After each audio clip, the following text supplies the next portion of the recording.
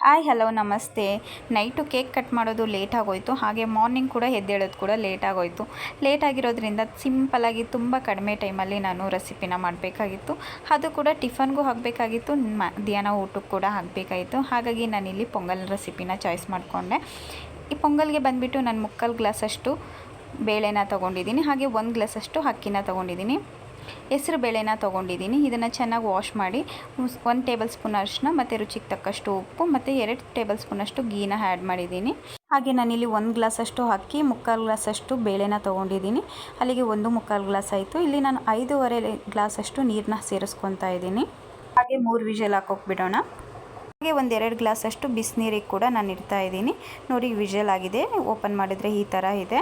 ಈಗ ಇದು ಸ್ವಲ್ಪ ಮ್ಯಾಶ್ ಮಾಡ್ಕೊಳ್ಳೋಣ. ಮ್ಯಾಶ್ ಮಾಡಿದ್ರೆ ಸ್ವಲ್ಪ ರೈಸ್ ಇರುತ್ತಲ್ಲ, ಅದು ಸ್ವಲ್ಪ ಮೆದು ಆಗಬೇಕು, ಆವಾಗ ತುಂಬಾ ಚೆನ್ನಾಗಿರುತ್ತೆ. ಈಗ ನಾನು ಇದಕ್ಕೆ ಬಿಸಿನೀರನ್ನ ಕೂಡ ಸೇರಿಸ್ಕೊತಾ ಇದ್ದೀನಿ. ಬಿಸಿನೀರನ್ನ ಸೇರಿಸಿ ಸ್ವಲ್ಪ ತೆಳುವಾಗಿ ಮಾಡ್ಕೊತೀನಿ. ಪೊಂಗಲು ನಮಗೆ ತೆಳುವಾಗಿದ್ದರೆ ತುಂಬಾ ರುಚಿಯಾಗಿರುತ್ತೆ. ಹಾಗೆ ಒಗ್ಗರಣೆಗೆ ಬಂದುಬಿಟ್ಟು ಇಲ್ಲಿ ನಾನು ಹಸಿಮೆಣ್ಸಿನ್ಕಾಯಿ, ಜೀರಿಗೆ, ಸ್ವಲ್ಪ ಕರಿಬೇವು, ಮೆಣಸು ಮತ್ತು ಗೋಡಂಬಿನ ತೊಗೊಂಡಿದ್ದೀನಿ. ಇಲ್ಲಿ ನಾನು ಒಗ್ಗರಣೆಗೆ ನ್ಯಾಚುರಲ್ ಕೋಕೋನಟ್ ಆಯಿಲ್ ಯೂಸ್ ಮಾಡ್ತಿದ್ದೀನಿ. ಕೋಕೋನಟ್ ಆಯಿಲಿಂದ ಎಕ್ಸ್ಟ್ರಾ ಫ್ಲೇವರ್ ಬರುತ್ತೆ ಅಂತಲೇ ಹೇಳ್ಬೋದು. ರುಚಿ ಅಂತೂ ತುಂಬಾ ಚೆನ್ನಾಗಿರುತ್ತೆ.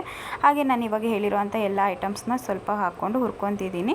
ಈ ಸ್ವಲ್ಪನೇ ಹುರ್ಕೊಬೇಕು, ಜಾಸ್ತಿ ಹುರ್ಕೊಬಾರ್ದು. ಹಾಗೆ ಸ್ವಲ್ಪ ಶುಂಠಿನ ನಾನಿಲ್ಲಿ ತುರಿದ್ಬಿಟ್ಟು ಹಾಕ್ಕೊಂಡಿದ್ದೀನಿ.